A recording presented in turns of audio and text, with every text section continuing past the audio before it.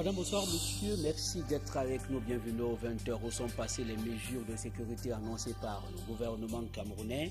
À Mimboman, un quartier de la ville de Yaoundé, la peur continue de hanter les populations. Dans le dossier de ce journal, la fête nationale de la jeunesse qui se célèbre le 11 février prochain sur l'ensemble du triangle national. Mais dans quel contexte? Dans un contexte marqué par le chômage remarquable des jeunes.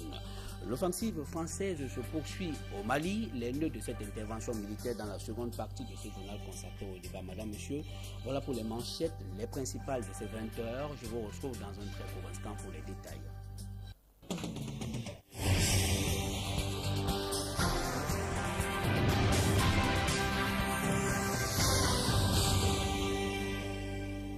Merci une fois de plus d'être avec nous, Madame, Monsieur Mimboman. La psychose persiste, l'absence de forces de sécurité dans ce quartier retiré de la ville crée la panique au sein des ménages. Visiblement, les mesures annoncées pour sécuriser le quartier ne sont pas effectives. Des détails avec Yannick Mbazoa.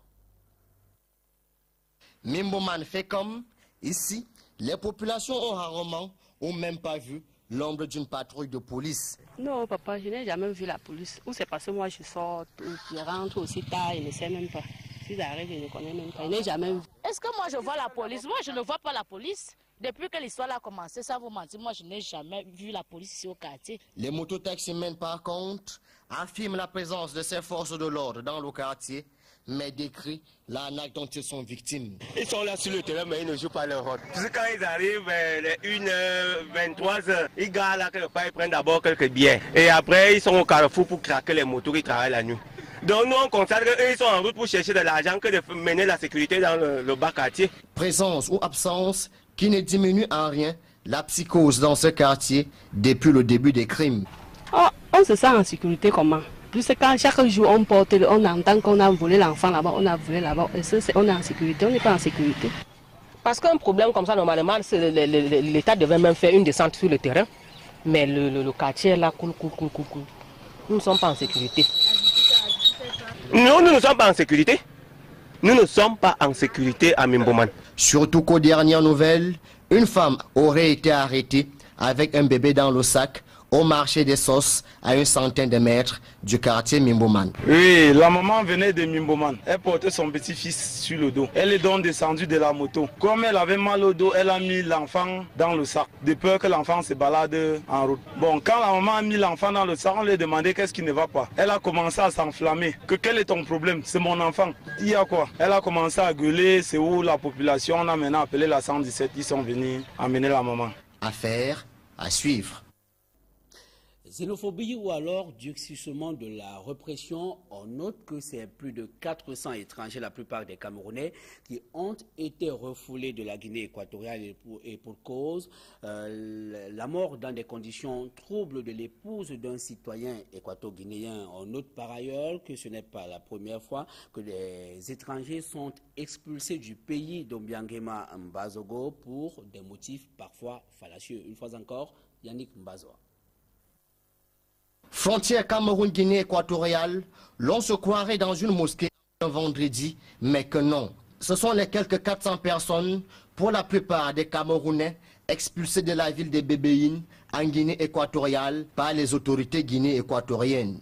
Aux origines de ce refoulement, l'assassinat par les Camerounais de la femme d'un commerçant équato-guinéen. Dans la nuit du 27 au 28, le couple Ernest aurait été braqué dans son domicile. Au cours du braquage, on aurait récupéré une importante somme d'argent. Il y a eu donc assassinat de son épouse.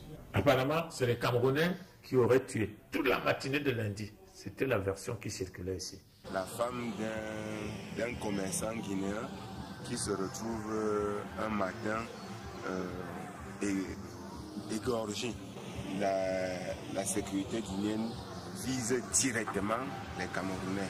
Des arrestations brutales, aux mauvaises conditions de refoulement, les accusés en ont vu de toutes les couleurs. De Malabo, ils nous ont pris dans un avion militaire, nous descendons à Mongomo. De Mongomo, ils nous ont pris dans les cargos. Ils nous ont serrés comme des animaux.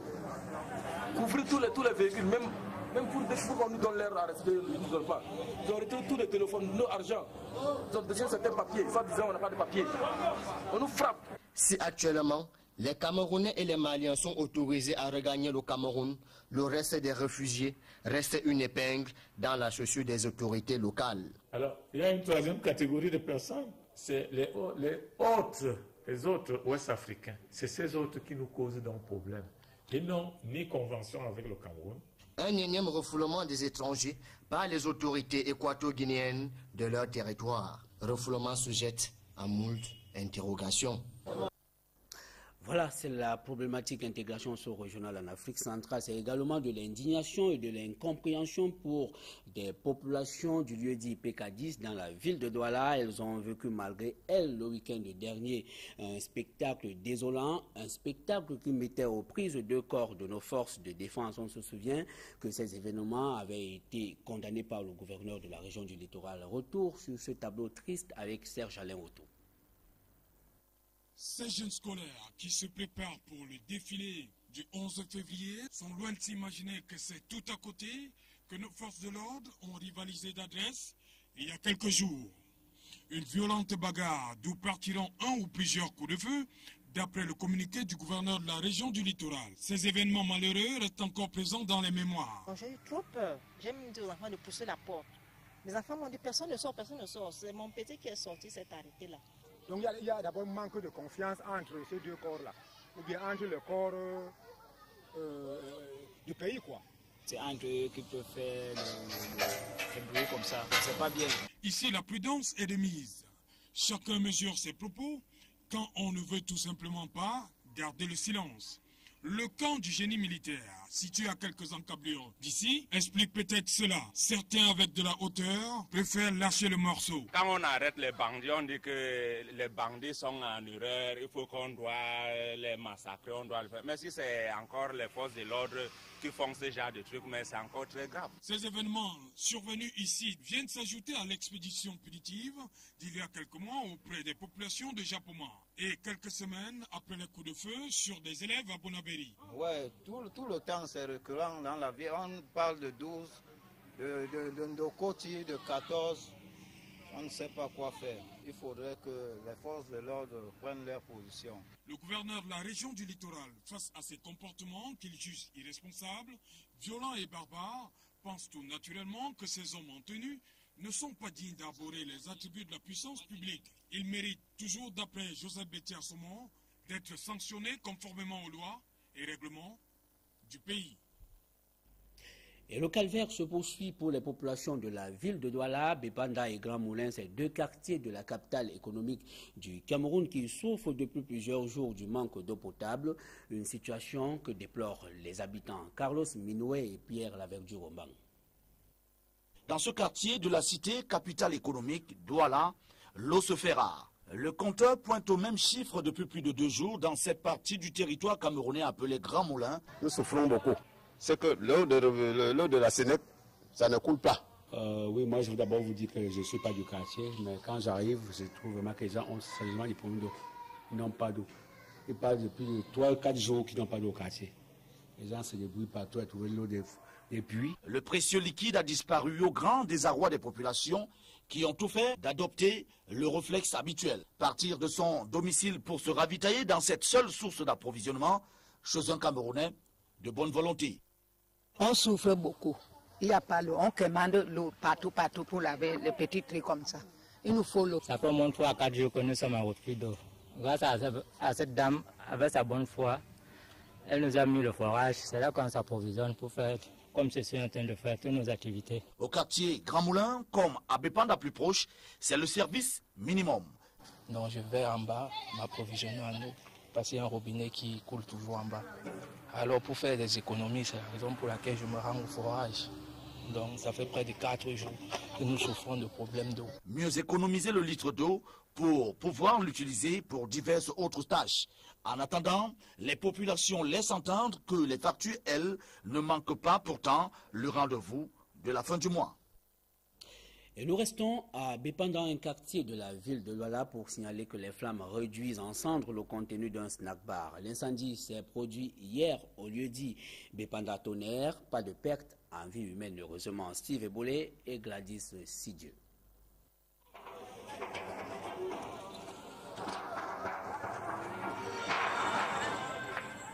Les flammes se sont déclarées dans le snack-bar Equinox hier aux environs de 13 h. Presque tout le contenu de cet établissement situé au lieu d'Ibépanda Tonnerre, ici à Douala, est parti en fumée. Selon des témoins présents sur les lieux, au moment de l'incident, les flammes dont l'origine reste inconnue jusqu'ici se seraient propagées rapidement dans le snack. Il y avait le feu partout, derrière la maison là. Et tellement le feu, il n'y a même pas possibilité d'entrer. Bon. Grâce à l'intervention de certains riverains qui redoutaient que le feu ne se propage dans des domiciles voisins, certains objets ont pu être sauvés et le feu maîtrisé. On a sauvé les chaises là, oui, et les tables. Seulement ça qu'on a pu sauver et aussi le climatiseur là. Ce témoin déclare également que les sapeurs-pompiers contactés plus tôt seraient arrivés en retard. Pas de pertes en vies humaines enregistrées, cependant les dégâts de cet incendie s'élèvent à plusieurs millions de francs CFA. Encore de la patience pour les enseignants. Le comité ad hoc créé pour réfléchir sur leurs revendications tarde à offrir des résultats probants un an après sa mise sur pied. Cette plateforme, présidée par le ministre camerounais du Travail, a tenu ce mardi sa 6e session. Mais en attendant, les enseignants broient toujours du noir. Leurs revendications sont pour la plupart restées lettres mortes toutes choses, qui en rajoutent à un quotidien plein d'épines. Marcelin Gangsop. C'est la mort dans l'âme que les enseignants assistent impuissants à la dégradation de leurs conditions de vie. On fait le même travail, mais les salaires sont différents.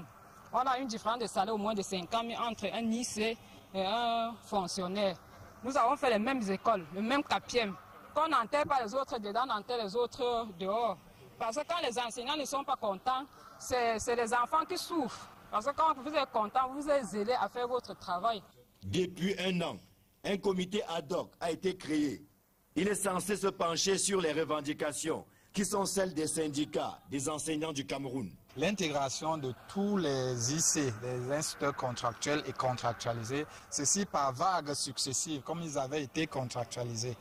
Et ensuite, nous réclamons le recrutement des maîtres, des parents qui souffrent dans des écoles, qui ont à chaque fin de mois des salaires dérisoires en monnaie de singe, complètement abandonnés aux fondateurs d'écoles, aux présidents d'APE assez véreux. Après 12 mois de discussions et de négociations, seule la volonté gouvernementale de poursuivre le dialogue les console pour le moment dans leur douleur. C'est par exemple l'intégration des enseignants d'éducation physique et sportive. C'est le réchelonnement indiciaire, par exemple. Il faudrait que les enseignants aillent en retraite à 1400 et non à 1140. C'est l'uniformisation de la valeur du point d'indice. C'est les palmes académiques. C'est la problématique du statut de l'enseignement privé en termes de convention collective. Voilà des choses sur lesquelles il faut avoir des réponses palpables. C'est pour manifester leur mécontentement que certains syndicats ont demandé à leurs membres de ne dispenser les cours que 3 fois par semaine, lundi, mardi et mercredi. Et maintenant, notre série consacrée à la semaine de la jeunesse. Notons que la fête nationale de la jeunesse se célèbre le 11 février prochain sur l'ensemble du triangle national. Mais dans quel contexte? On l'a dit, en levée de rideau dans un contexte marqué par le chômage remarquable des jeunes au Cameroun. C'est environ 3000 d'entre eux qui frappent sans succès à la porte de l'emploi chaque année. Les chiffres sont de l'Institut national de la statistique. Des détails avec Flavien Valondongo. Armel est un jeune chercheur d'emploi.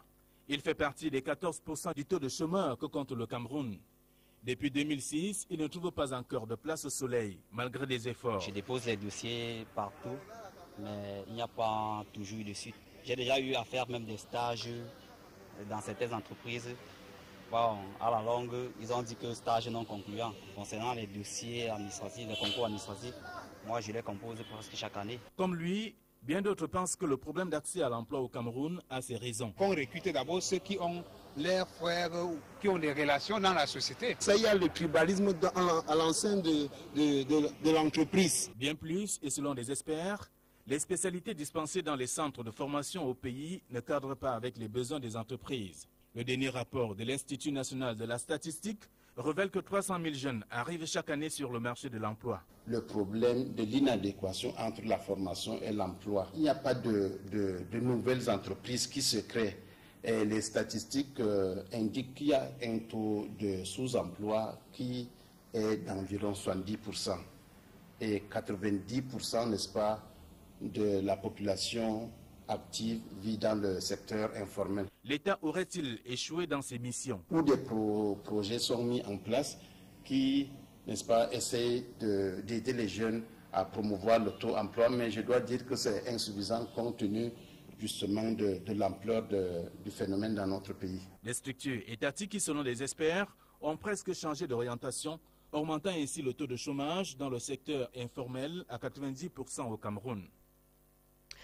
47e édition de la Fête nationale de la jeunesse. Quel est le thème qui va accompagner les activités de cette fête cette année? Eh bien, ce thème est resté inconnu jusqu'en début d'après-midi. Pendant ce temps, les jeunes du secteur informel se sentent eux aussi concernés par la célébration du 11 février, autant que ceux qui vont à l'école. Le point avec Dallas Tchana et Étienne Pascal Azegu. La jeunesse camerounaise sera bientôt célébrée dans toute sa diversité. La 47e édition de la fête consacrée à cette tranche de la population aura lieu comme tous les ans le 11 février. Une célébration qui revêt plusieurs significations pour les jeunes recensés dans le secteur informel de Douala. La fête de la jeunesse pour les jeunes. C'est une fête qui s'amuse et fait beaucoup de choses. C'est une fête qui prouve que maintenant les jeunes dans le pays. La fête de la jeunesse, pour moi, ça représente une façon de montrer ce que la jeunesse sait faire. L'impression qu'on a de la fête de la jeunesse au Cameroun est qu'elle ne soit qu'une affaire de la jeunesse scolarisée. Pourtant, à la délégation régionale de la jeunesse et de l'éducation pour le littoral, toutes les couches sont impliquées dans l'organisation, ceci avec l'appui des jeunes eux-mêmes. Je voudrais que ce Conseil national de la jeunesse qui a la préoccupation de tous les jeunes, parce qu'il ne s'agit pas seulement des jeunes scolarisés, il ramène vers nous toutes les préoccupations concernant les jeunes de façon générale. À côté de ce Conseil national de la jeunesse, nous avons des mouvements et associations de jeunes. Certains encadreurs de cette jeunesse extrascolaire sont favorables quant à leur participation aux activités liées au 11 février. Les jeunes que nous avons sous notre tutelle, ils sont tous disponibles à participer à toutes les activités qu'on organise dans la région, donc ils sont mobilisés pour cela. Nos jeunes vont d'abord aller là-bas pour exposer. Ils vont aller avec les tableaux pour exposer en art plastique. Et ces jeunes vont aussi prendre part au défilé. Alors, avec ou sans thème officiel, le fer de lance de la nation dans la capitale économique sera bel et bien au rendez-vous du 11 février 2013. Et une autre commémoration, nous sommes cette fois-ci en santé. La journée mondiale de lutte contre le cancer du sein s'est célébrée hier. Cette affection touche beaucoup plus les femmes au-delà de la trentaine. Au Cameroun, c'est environ 1000 cas qui sont dépistés chaque année. Les causes du cancer du sein restent inconnues selon des spécialistes. Viviane Kamwa. De l'avis des experts, au Cameroun, 1000 nouveaux cas de cancer de sein sont répertoriés chaque année. Un chiffre appelé à croître au fil des années. Pourtant, jusqu'ici, il demeure impossible de déterminer les causes exactes du cancer de sein. Exception faite de certaines familles. Il n'y a pas une cause directe au cancer du sein, mais on a remarqué qu'il y avait des familles de cancer du sein. Une tante qui a fait un cancer du sein expose sa petite fille plus tard à en faire. Donc c'est un facteur de risque primordial. Les experts affirment qu'il n'existe pas de symptômes proprement dits. Il est simplement important de pratiquer une autopalpation. Le torse est dévêtu face à son miroir. Alors l'autopalpation se fait donc de façon simple. Ça se fait avec le bras, la main droite. On examine, on peut palper le sein gauche. Alors, et on le palpe cadran après cadran. Si elle remarque qu'il y a un nodule quelque part, elle va directement consulter le gynécologue. À un stade plus évolué, les spécialistes utilisent... Il y a la radiothérapie qu'on donne, qui contrôle localement et régionalement. Il y a la chimiothérapie, n'est-ce pas, les médicaments qu'on peut donner pour essayer d'ajouter à ce contrôle général. Un traitement difficile pour les patients. Il faut noter que pendant la chimiothérapie, il peut avoir la perte des cheveux, on appelle alopécie, on peut la voir, et c'est aussi vrai que ce n'est pas toutes les femmes qui ont ça, mais on peut la voir. Mais il faut noter que lorsque le traitement est arrêté, en ce moment-là, les cheveux peuvent repousser. Et une note triste au bas de la première partie de ce journal, c'est le dernier voyage d'André Diapa. Le journaliste de la station CRTV Bafoussam a été inhumé le week-end dernier à l'ouest du pays. Un hommage remarquable lui a été rendu par des collègues, confrères, amis et autres personnalités, entre autres de la région de l'ouest Cameroun. À l'ouest Cameroun, nous nous retrouvons justement Jérôme Narcisse Sobz. Décédé le 14 janvier 2013 à l'hôpital régional de Bafoussam, de suite d'un accident cardiovasculaire cérébral, c'est finalement samedi dernier que André Diapa, journaliste à CRTV Bafoussam, a été conduit à sa dernière demeure dans le département du Ndé à Banganté. Une messe d'adieu a également été organisée pour la circonstance. Toute la grande famille de la presse de la dite région a tenu à rendre un vibrant hommage à cet être exceptionnel. C'est avec la plus grande des douleurs qu'on a écouté les multiples louanges sur la personne d'André Diapa. Le 14 janvier 2013, c'est à cette date que le Seigneur a décidé de le rappeler à lui. Notre montagne s'est écoulée devant nous, qui continueront à assister impuissants au sort que la nature a voulu nous réserver. On aura tout dit sans mentionner qu'il s'agissait de toute évidence d'une vie de lutte, de souffrance indéfinie, d'interrogation permanente. André Diapa aura lutté toute sa vie pour s'affirmer, pour s'imposer, pour triompher des injustices, des discriminations et même des blocages. Il était 14 h ce samedi lorsque la terre de Banganté se refermait sur lui disparu, âgé de 57 ans et qui laisse dans le désarroi une veuve et de nombreux enfants. Voilà, madame, monsieur, c'est la fin de la première partie de ce journal. Je vous invite à nous retrouver dans la seconde partie consacrée au débat.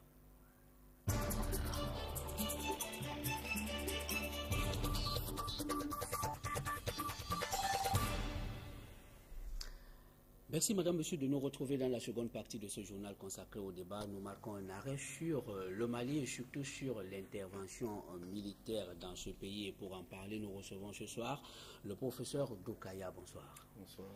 Vous êtes égyptologue. Oui. Voilà. Et beaucoup de rebondissements au Mali. On a appris que les troupes françaises s'apprêtent à quitter Tombouctou. On a appris également il y a quelques jours qu'un haut responsable dans Sardine a été mis aux arrêts. Mais je voudrais revenir d'abord sur cette interview que le président par intérim du Mali, Djoun Kounda Traoré, a accordée à Radio France Inter, où il disait que si l'offensive continue de la manière selon laquelle elle a commencé, l'ensemble du territoire peut être conquis dans son entièreté au maximum d'ici à un mois. Est-ce qu'on n'est pas trop optimiste? Je pense qu'effectivement, le président aura donné des arguments sûrement pour essayer de valoriser encore son armée, puisque vous savez que juste avant, l'armée malienne était en déroute. Il a fallu attendre l'intervention de l'armée française. Bon, c'était un pion pour l'Afrique, puisque pour une fois encore, on voit que sans l'unité africaine, nous sommes obligés d'appeler des armées extérieures pour nous délivrer des ennemis. En ce moment-là, ce qu'on peut dire, effectivement, il peut y avoir un effet de surprise. Ça, c'est vrai. C'est que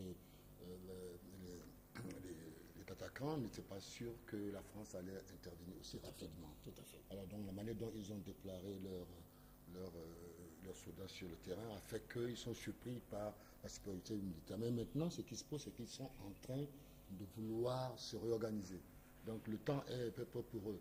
Alors c'est là où effectivement le président dit que il faut les attaquer, mais attendons, puisque la grande partie arrive sur le nord. Oui, parce qu'on se pose même la question de savoir où sont passés les djihadistes. C'est vrai, beaucoup ont été décimés par des frappes militaires françaises, mais beaucoup ont également replié. Ah bien sûr, c'est la tactique, c'est que là, ils savent qu'ils ne sont plus maîtres du terrain, dans le sens que l'air, surtout les hélicoptères de l'attaque, les voyages et les repères. Alors pour eux, ils ont intérêt à aller dans les parties montagneuses. Alors c'est cette partie montagneuse qui sont là en réalité où il faudra aller les déloger. Hein. C'est là qu'on va voir que le vrai combat guerrera entre les hommes du désert et tout. On attend encore beaucoup de choses là. Ouais. Professeur Dokaya, est-ce que vous comprenez l'intervention militaire française au Mali? Comprendre ne pas dire accepter. Accepter parce que pour nous c'est une défaite. Moi je crois que c'est le président Kadhafi qui doit rire là dans sa tombe en disant tiens, je suis parti, je vous avais prévenu, il va y avoir le désordre en Afrique. Et effectivement, le fait que la France, sous le temps de Sarkozy, a attaqué la Libye, a détruit la Libye sans avoir un moyen de repère, ça veut dire sans laisser un vrai État, est la cause de ce qui se passe aujourd'hui dans le désert. Il dit souvent que quand vous enflammez l'herbe dans le désert, vous ne savez pas comment ça va s'arrêter, parce que le feu prend et le désert est vide. Alors maintenant, qu'est-ce qu'il faut faire? C'est vrai que la France devait intervenir, sinon sûrement que Bamako serait soit récupéré, soit entouré. Alors moi je pense qu'actuellement, c'est une bonne occasion pour nous, parce que c'est ça, à quoi ça sert souvent, c'est une bonne occasion de voir qu'il faut une armée africaine, une vraie armée africaine opérationnelle. C'est ça, je crois, que l'idée que nous devons retirer de ce combat-là. Alors, est-ce que l'intervention militaire française au Mali ne peut-elle pas être interprétée comme étant une guerre préventive, c'est-à-dire une guerre de civilisation, même une guerre contre une forme d'islam radical?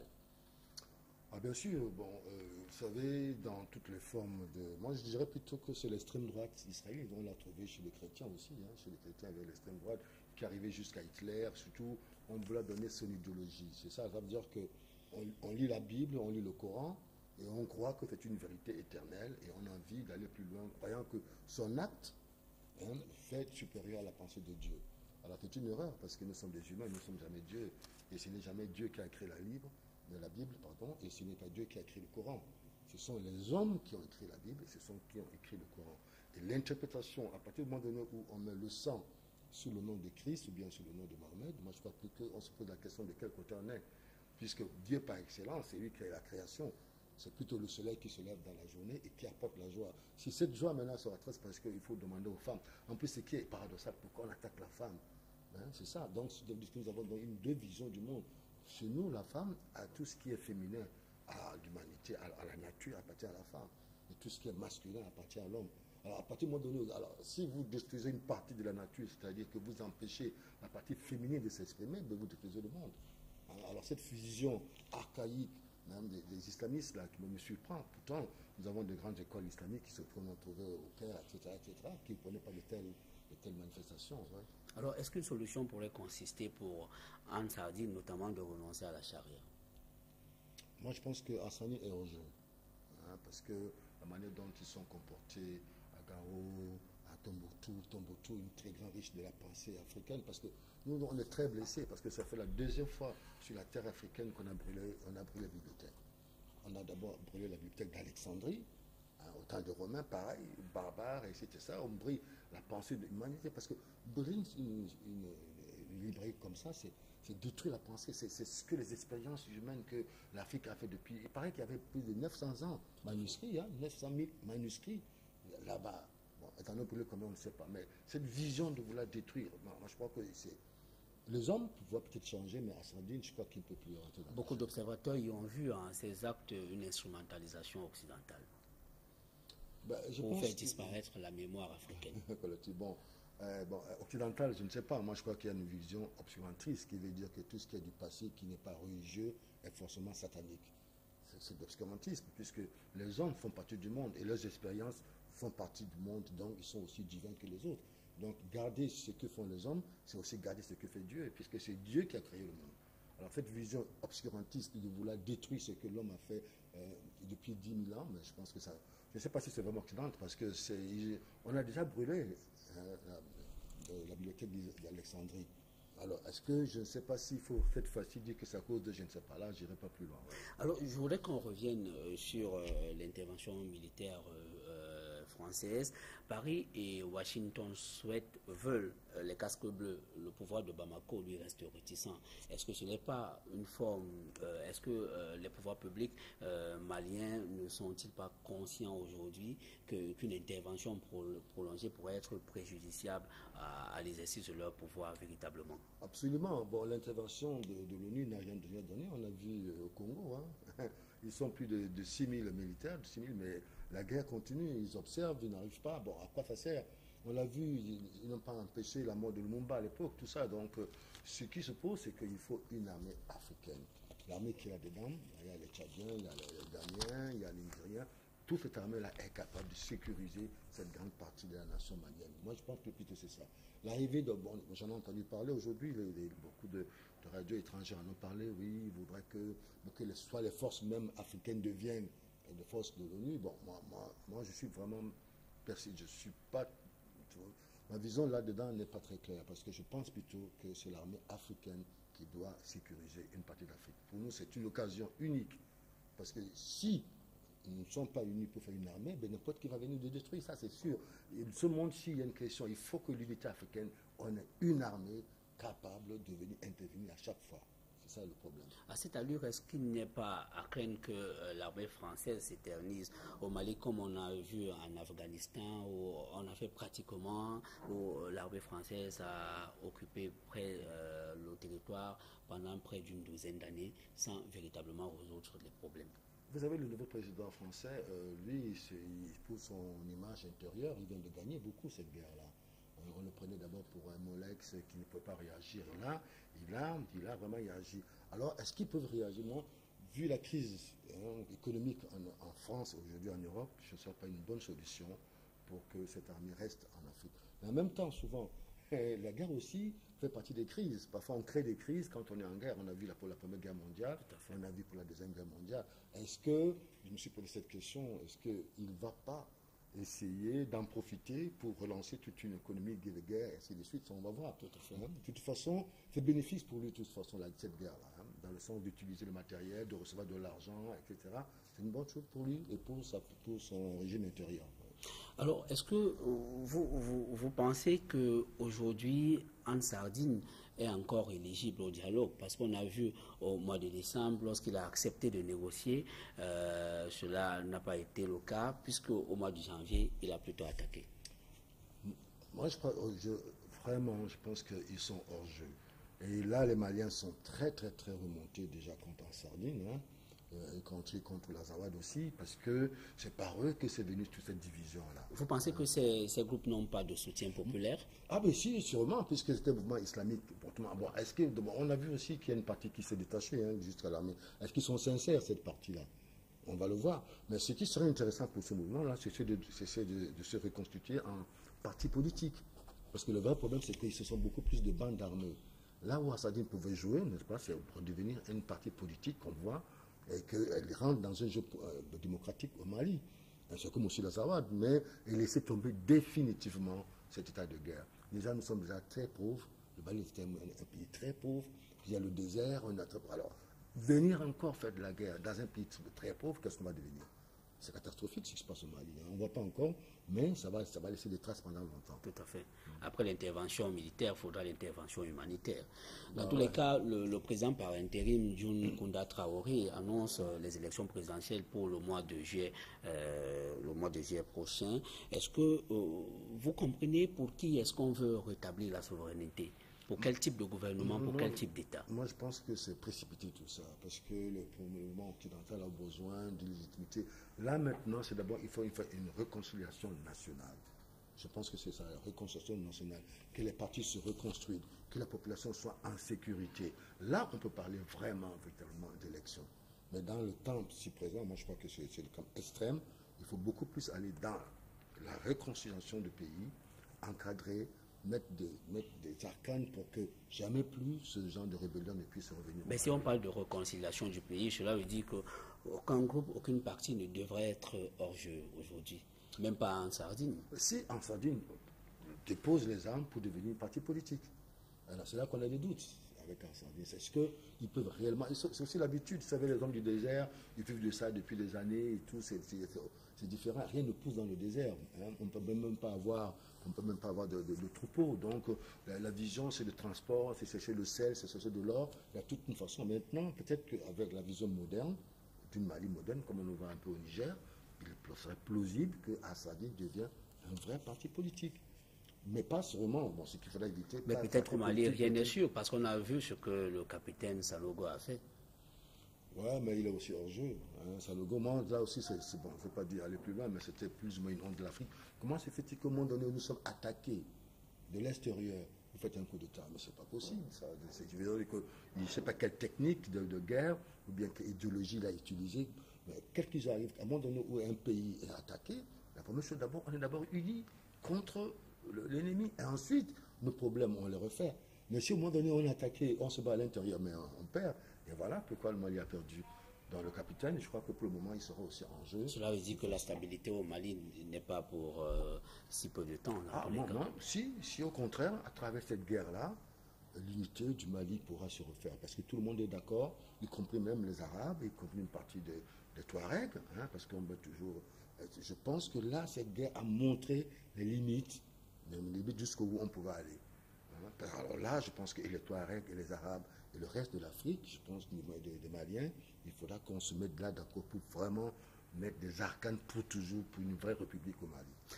Merci, professeur Dokaya. Vous êtes égyptologue. Merci d'avoir accepté ce plateau. Madame, monsieur, merci de nous avoir suivis. C'est la fin de ce journal.